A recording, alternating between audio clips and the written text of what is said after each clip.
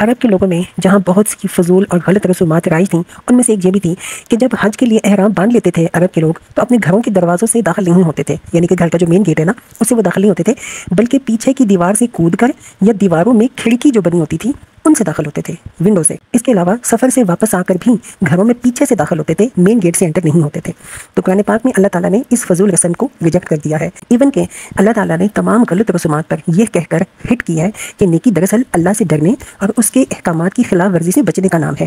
یہ جو تم نے فضول بے معنی رسمیں بنائی ہوئی ہیں نا، ان کو نیکی سے کوئی واسطہ نہیں، جو صرف باپ دادا کی اندھی تقلید کی وجہ سے ادا کی جا رہی ہیں، اور جن رسومات کا انسان کی خوش بختی یا بد بختی سے کوئی تعلق نہیں۔ قرآن کہتا ہے وَلَيْسَ الْبِرُّ بِأَن تَأْتُوا الْبُيُوتَ مِن ظُهُورِهَا وَلَكِنَّ الْبِرَّ مَنِ اتَّقَىٰ۔ ان سے کہو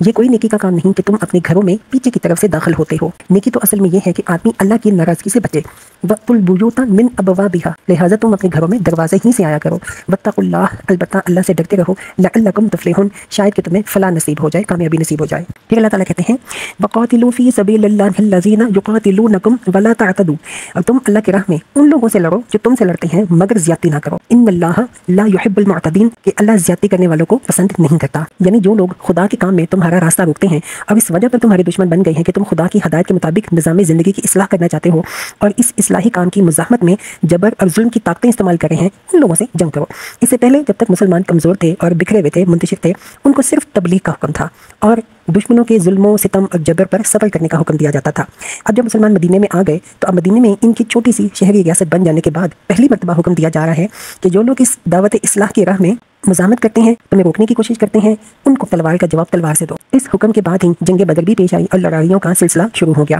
اور یہ جو اللہ نے کہا ہے نا کہ اللہ تعالیٰ زیادتی کرنے والوں کو پسند نہیں کرتا، اس کا مطلب یہ ہے کہ تمہاری جنگ نہ تو اپنی مادی اغراض کے لیے ہو، یعنی پرسنل بینیفٹس کے لیے، اور نہ ان لوگوں پر ہاتھ اٹھاؤ جو دین حق کی راہ میں کوئی رکاوٹ نہیں ڈال رہے، کوئی مزاحمت نہیں کرتے، اور نہ لڑائی میں جاہلیت کے طریقے استعمال کرو۔ عورتوں اور بچوں اور بوڑھوں اور زخمیوں پر ہاتھ اٹھانا، دشمن کے مقتولوں کا مسئلہ کرنا، یعنی ان کی جو پارٹس آف باڈی ہیں ان کو ٹکڑے ٹکڑے کر دینا، کھیتوں اور مویشیوں کو بلا وجہ برباد کرنا اور دوسرے تمام وحشیانہ اور ظالمانہ طریقے، یہ سب حد سے گزرنے کی تعریف میں آتے ہیں اور حدیث میں ان سب سے منع کیا گیا ہے۔ آیت کا مقصد یہ ہے کہ قوت کا استعمال وہیں کیا جائے جہاں وہ ضروری ہو، اور اسی حد تک قوت کا استعمال کیا جائے جتنی قوت استعمال کرنے کی ضرورت ہو۔